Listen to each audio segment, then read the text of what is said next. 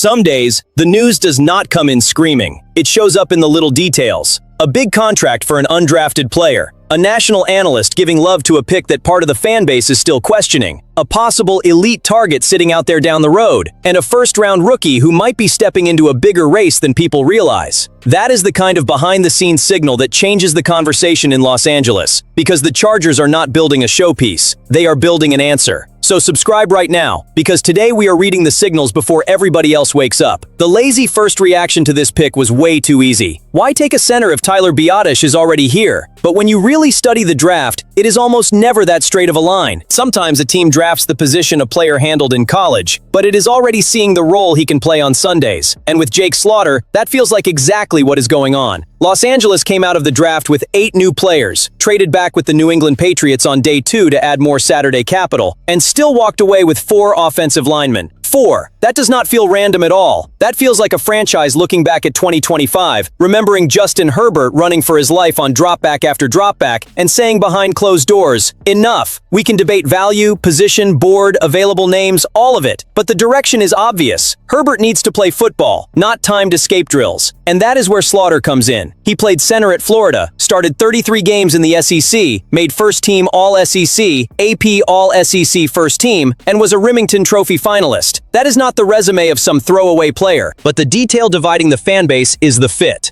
On paper, the line looks like Rashawn Slater at left tackle, Trevor Penning at left guard, Tyler Biadasz at center, Jake Slaughter at right guard, and Joe Alt at right tackle. So Slaughter would need to change positions. He has never played guard before, and yes, that is a real question. But here is where the whole tone of the conversation starts to change. Mel Kiper called Slaughter one of his favorite players to watch in this class, and talked about his ability to step in as a rookie and start. Kiper pointed to his power, his solid mobility for a 6'5", 303-pound player, and that connects directly with the idea of moving him inside to guard. A center has to process quickly, understand angles, recognize pressure, and handle communication. If that football brain comes with him to guard, the Chargers are getting more than size. They are getting organization, and the numbers help explain why the team may be a lot calmer than part of the fan base.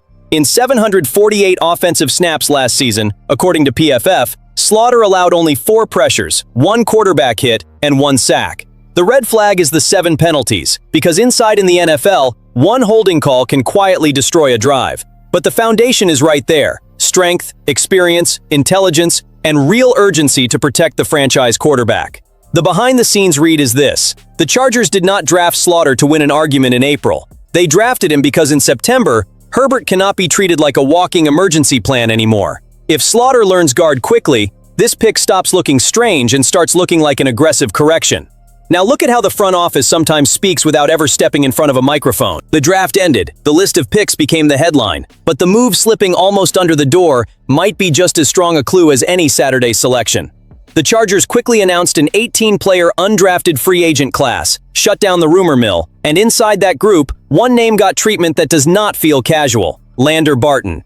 When an undrafted linebacker gets $264,500 guaranteed, that is not just a friendly invite to compete, that is a priority signal. That is the team saying, "We saw something there, and we want this guy in the building." And it makes sense when you connect the pieces. Los Angeles went through 8 draft picks without directly attacking linebacker. Denzel Perryman still has value, but he is older and on a short deal. Junior Colson still has to prove himself. Diane Henley looks like the clearest young building block in the room. Delshon Phillips is a strong special teams presence. So there is real space for someone to walk in, bang on the door, and turn May into opportunity. Barton comes from Utah with a 6'4½", 233-pound frame, and he still has room to add weight. Bleacher Report's Christopher Knox picked him as the Chargers' undrafted player with the best chance to make the final roster. The logic is pretty simple. He can become a physical early down defender, someone who plays the run, fills gaps, hits downhill, and survives in that less pretty, absolutely necessary kind of football. And there is more context here. Before the draft, Lance Zierlein already liked his experience across multiple formations and his ability against the run. We are not talking about some random athlete who only showed up because he signed after the draft. Barton was Bleacher Report's 10th off-ball linebacker before the draft. He fell, yes, but falling in the draft does not mean falling out of the right team's plan. The path is not being handed to him. He still has to battle Marlowe Wax, other depth names, and the natural weight of being an undrafted player trying to steal a spot. But in this case, the guaranteed money feels like the first whisper of camp. The Chargers want to see Barton force a tough decision. And now the conversation leaves camp and walks into a room every serious front office is already watching months before fans notice. Leonard Williams just became a foundational piece on a championship defense in Seattle, and his name is sitting on the 2027 radar as a possible free agent after the 2026 season. This is not the kind of thing where you scream, "It is happening," and run with it. This is where you understand the move before the market gets expensive, loud, and full of competition. The read starts with what Williams still is. ESPN pointed to the size, 6'5", 310 pounds, the versatility to line up in multiple spots across the defensive front, and the recent production.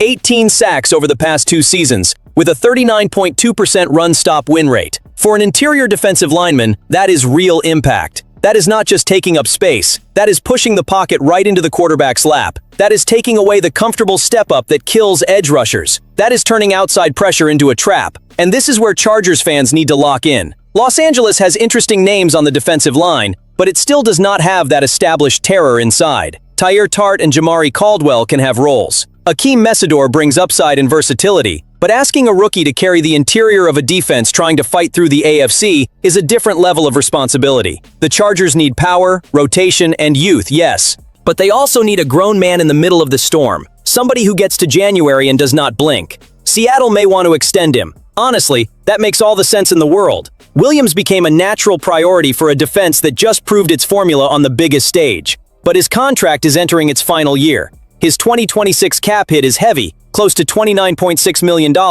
and there has already been a restructure with money pushed into void years. When a championship team starts choosing where to pay, every decision becomes chess. If the extension lands around that projected 3-year, $75 million range, the conversation is over. But if Seattle hesitates, if it chooses to get younger, if it feels like it cannot carry that number, then Los Angeles should have the phone charged. This is not about falling in love with a big name. This is about fit.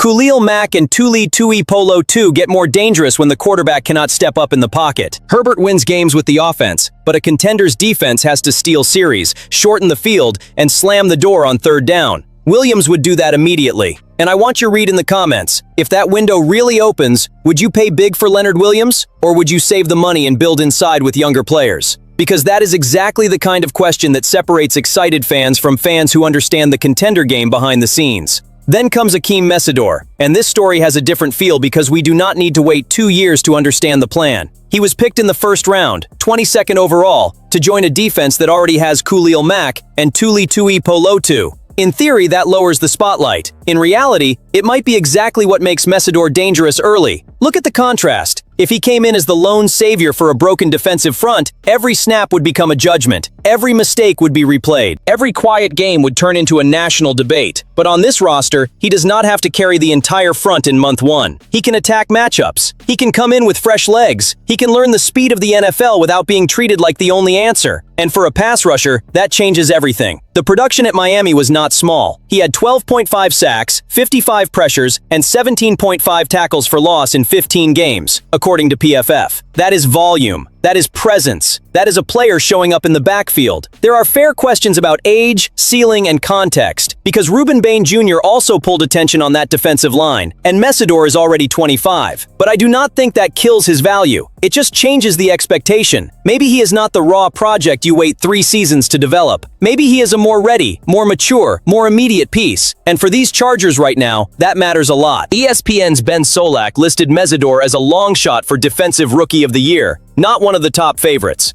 The reasoning comes down to rotation. If he is edge 3 behind Mack and Tuli, the volume of opportunities could limit his individual case. That is fair. Awards love snaps, big numbers, and names repeated in highlights. But there is one detail that might be getting underrated from the outside. Mesidor does not have to live stuck on the edge.